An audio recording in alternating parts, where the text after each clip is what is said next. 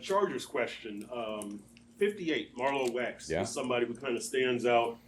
Kickoff coverage, he made a nice tackle out there, but he also ran into the punter, right? Tell me about the importance of him and how do you target somebody in the special teams game? Yeah, each week we're trying to target, some of their core players that we feel do a really good job, and number 58, Wax, does a really good job for them, whether it's on kickoff coverage. I think he leads their team in tackles and kickoff coverage. He does an excellent job of getting separation. We got to do a really good job of blocking him, staying connected, highlighted rusher like you're talking about, where he was one of the guys that came free on that, punt return. So, each week we're going to always have those guys that we're going to take a look at, and 58's obviously one of the guys that stand out and does a really good job for the Chargers. And then McConkey, he returned that punt for a touchdown. What did you see on that return? Because we know that he's a talented player. Yeah, they've got two obviously dangerous returners back there with number 12 Davis. He's done a great job since he's been in the league, and now Ladd goes back there and has a big explosive punt return. So whether Davis is back there or Ladd, we've got to do a really good job of covering ground, making sure we're casting a net, making sure we're trying to limit those opportunities as much as we possibly can, because both of those guys are really dangerous. Craig, you made a passing comment a couple weeks ago about Jordan Colbert's upside on special teams. The choice to have him on the 53 on the open roster spot, did Chris or Mike consult you about that? And do you feel like his upside on special teams is really, really high? Yeah, I mean, I always have an open dialogue with Mike and Chris, and Jordan has worked really hard for this opportunity. Really proud of him of what he's done.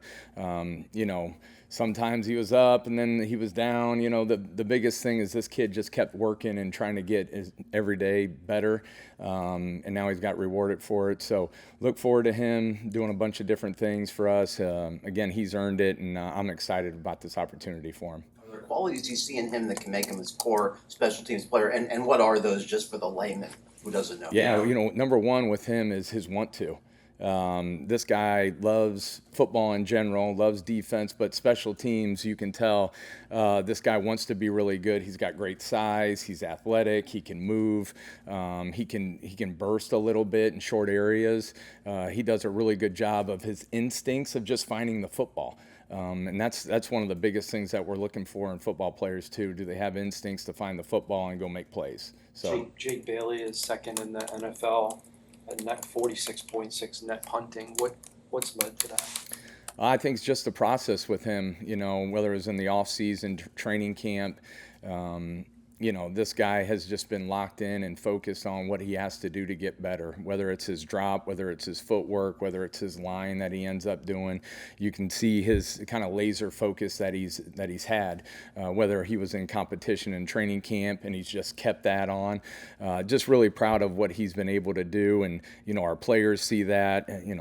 He had a really good game. It was one of the top three that I've coached as far as a punter is concerned this last game, where he has not just one or two punts where he's averaging over 50 yards. It's 6 punts that he netted over 52 yards, which was really good. And it wasn't, hey, let's go bang the ball with no hang time. It was 50, 60 yards with hang time, allowing Elijah Campbell, Ethan Bonner to get down there and calls a fair catch. So really proud of him, and hopefully he continues to do that, which I'm sure he will.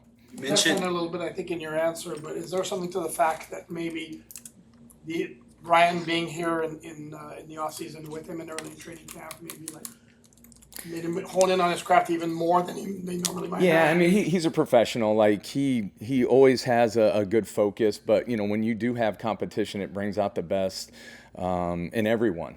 So I think that helped him out, but he's a professional. He understands the job.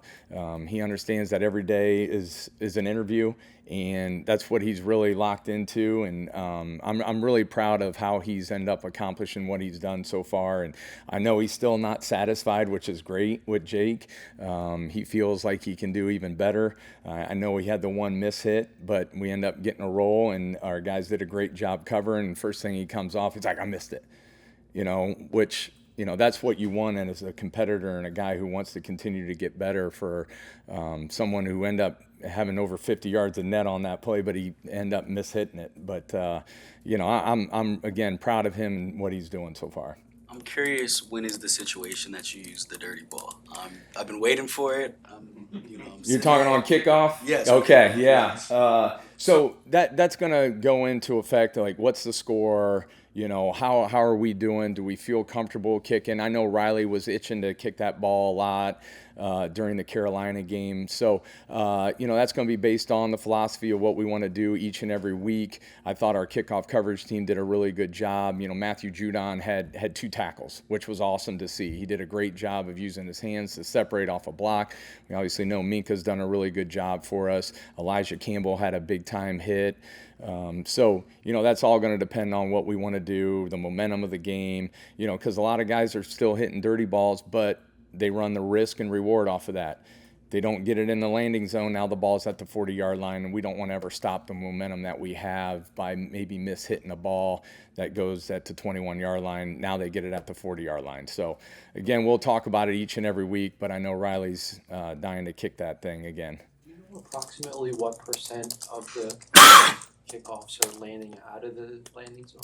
Not the percentage, but I notice it's more than it probably should be. You know, no one wants to start at the 40-yard line defensively, but you know, that's one of the things that, you know, we talk to the head coach about. You know, hey, what's the risk and reward?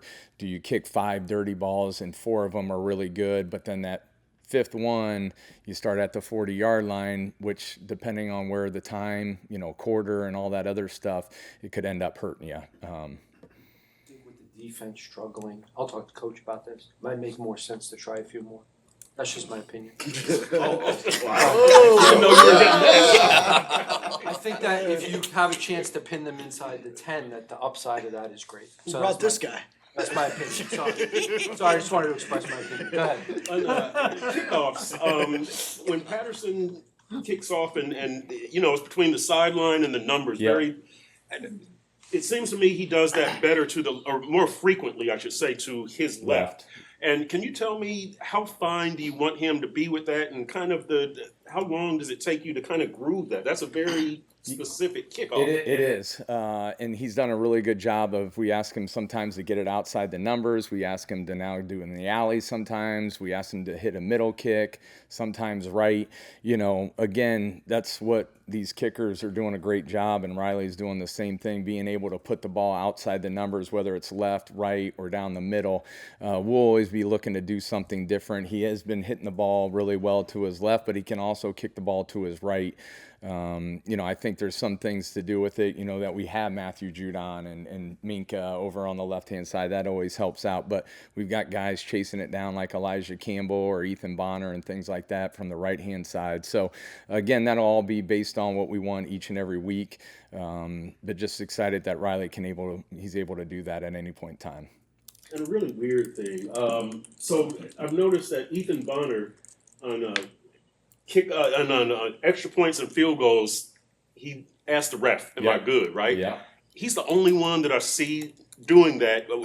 Can you tell me the origin and why don't more people do it? They're just comfortable, or what? Yeah. So what we tell the guys, whether it's on field goal block, whether it's as a gunner, on punt team, we're always making sure that we're on sides. That's the biggest thing. So we're always going to look to get a thumbs up from the guy, and usually they're really good about, hey, yes, you're good, or they'll tell you to scoot back. Sometimes the league does some good things as far as preventable penalties, and that's what we want to talk to those guys about all the time. Like, hey, are we good? And usually they'll give a thumbs up to let you know that, hey, you're on sides, you're good to go, or hey, maybe you got to move back a little bit, or maybe Ethan ends up seeing guys that could be maybe lined up in the neutral zone where he can tell them to move back things too. So that's something as a little detail that we coach these guys up. And it's really good to see that those players end up doing that over the course of the game because they understand how important it is. What to ask you about?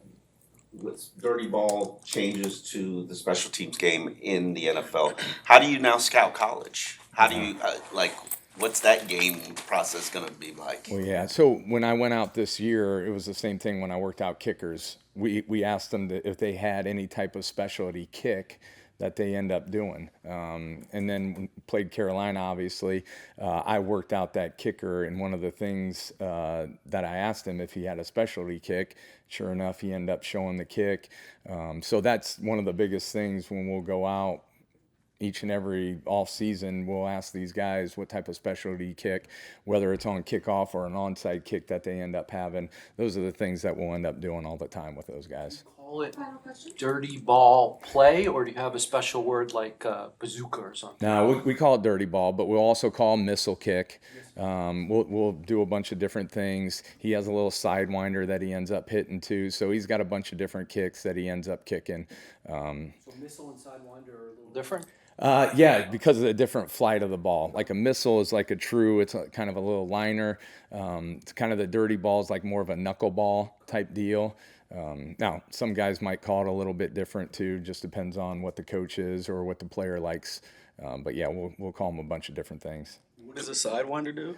So it's just like a side kick. Yeah, it just winds and ends up moving the ball a little bit. Usually on a right-footed kicker, that ball will end up moving towards his left a lot. But yeah, he's got a bunch of different kicks that he can end up using.